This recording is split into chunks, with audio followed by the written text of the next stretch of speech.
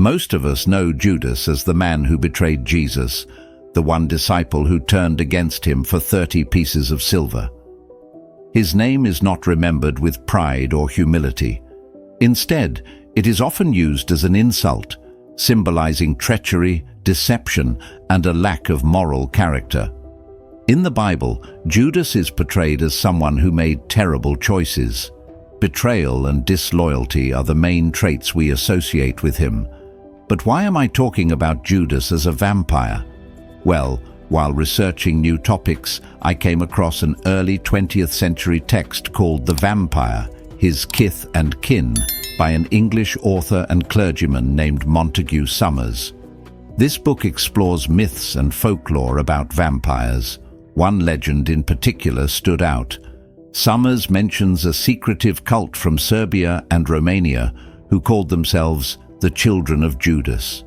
According to this legend, these individuals claimed to descend from a vampiric bloodline that originated with Judas himself. But unlike Judas, these people were supposedly even worse. They would drain their victim's blood through a bite or even a kiss. When I first read this, I assumed the Children of Judas, if they existed, might have chosen their name for shock value to make themselves seem more dangerous by associating with Judas's betrayal of Jesus. After all, the Bible never says Judas was a vampire, nor does it mention him having children. So, the idea seemed far-fetched at best. However, I recently came across whispers of another text, an alleged 9th century manuscript written in Aramaic, the language spoken by Jesus. This text, known as the Book of Aluga, was supposedly written by a Catholic monk named Aid. Unfortunately, this text is nearly impossible to find. In fact, I'm not even sure it really exists. A quick online search reveals some articles claiming that Judas was turned into a vampire as punishment for his betrayal. But none of these sources provide direct quotes from the book or explain its full story. This makes it likely that the Book of Aluga is just an elaborate internet hoax that never gained much traction. However, it's surprising how many articles reference this book as if it were real. Because of this, the Book of Aluga has created its own mythology, with some debating if it exists at all and others questioning how Judas supposedly became a vampire. The idea of God turning Judas into a vampire is certainly strange. It would make more sense if Judas was punished by wandering the earth, like Cain or the wandering Jew from medieval legends, but giving him vampiric traits seems like something straight out of a fantasy novel. If this concept sounds familiar, it's probably because it's also the plot of the movie Dracula 2000. In the movie, Judas is cursed by God to become Dracula after failing to hang himself. Seems believable, right? With the limited source material available, let's explore this idea of Judas being a vampire and try to find any connections between the mysterious Book of Aluga and the Bible itself. From chapter 27 of the Gospel of Matthew, we know that after Judas betrays Jesus and Jesus is handed over to Pontius Pilate, Judas begins to regret his actions. When he realizes that Jesus will be condemned, Judas feels deep remorse. He tries to return the 30 pieces of silver he was paid for betraying Jesus, hoping to ease his conscience. However, the chief priests and elders dismiss him, saying that his guilt is his own problem to deal with. Desperate, Judas throws the silver into the temple and, overcome with guilt, decides to hang himself. This is the last we hear about Judas in the Bible. We aren't told where he died, what happened to his body, or anything supernatural about his fate. There's no mention of him receiving a curse or punishment beyond death. Judas's story ends abruptly, and the Bible doesn't explore it further. So where did the idea of Judas becoming a vampire even come from? As far as the Book of Aluga goes, online articles claim it says Judas became a vampire after taking his own life. The story suggests that God was so angry at Judas for his betrayal that he cursed him with this horrific burden. However, Since there are no reliable sources confirming this book's authenticity, we should take these claims with a grain of salt. The supposed narrative in the Book of Aluga says God cursed Judas to fear the sun and the light of day, forcing him to roam only at night. It also claims that Judas was cursed to survive by feeding on the blood of living humans, as it was the only sustenance he was allowed. One version of the story even goes further, saying that God knew Judas would have children and that his offspring would inherit the same curse. They too would become creatures of the night, doomed to feed only on blood.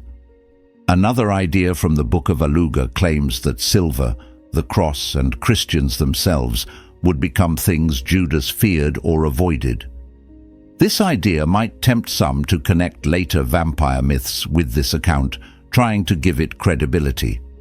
For example, silver is often said to harm vampires, and crucifixes are believed to ward off evil.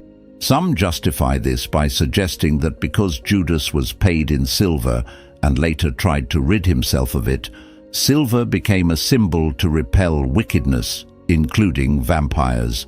Similarly, the crucifix, which in modern traditions is worn for protection and to ward off evil spirits, might be seen as a weapon against Judas.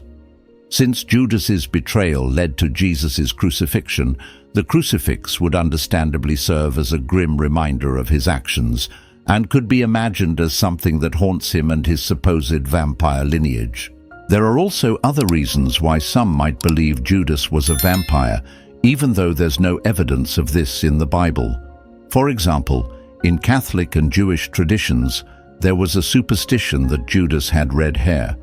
While this detail alone seems harmless, it connects with an older belief that red-haired people were associated with vampirism, as noted by Montague Summers in The Vampire, his Kith and Kin.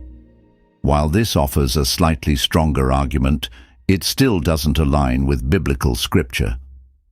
Another belief explored by Summers is the idea that people who died by suicide could become vampires in the afterlife, rising from their graves to live restlessly in the physical world. If we applied this logic to Judas, it might make him eligible for the vampire role.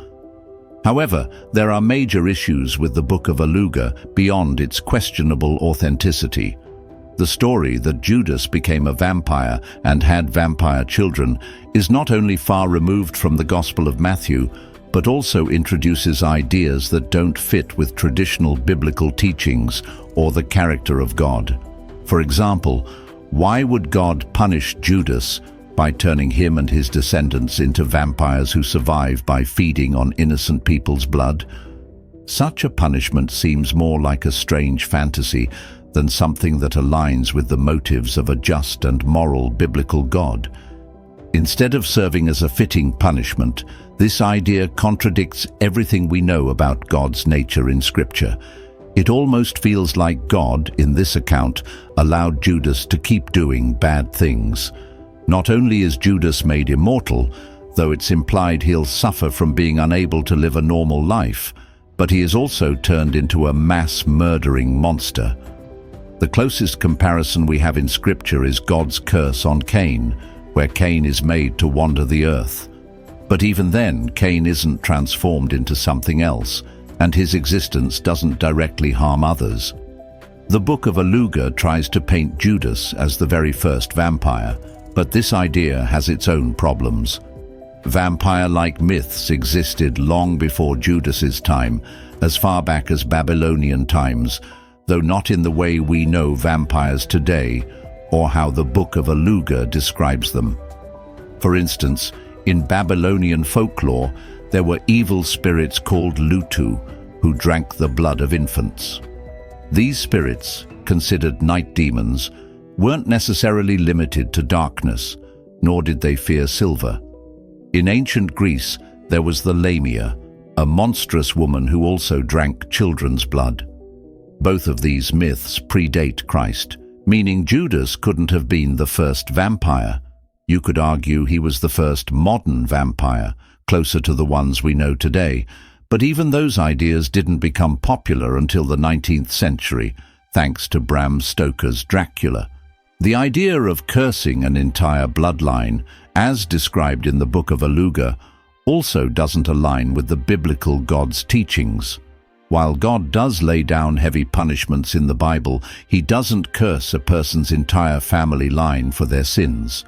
For example, some communities believed Cain's bloodline was cursed and that all his descendants were inherently evil.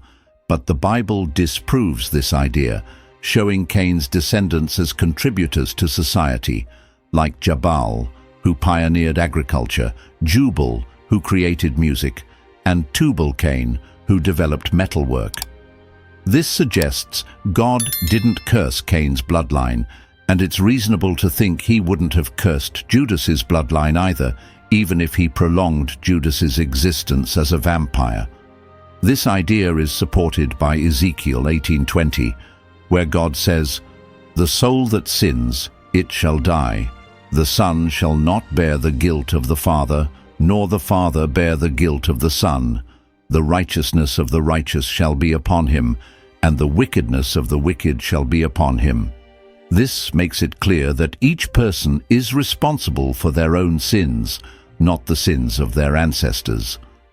Without an authentic copy of the Book of Aluga, or any verified information about the Catholic monkaid who supposedly wrote it, it's hard to take this story seriously. At best, it sounds like fan fiction. As some might point out, it feels suspiciously similar to the movie Dracula 2000, where Judas is cursed to become a vampire as punishment for his role in betraying the Messiah. In any case, if you have any thoughts or ideas about today's topic, feel free to share them in the comments below.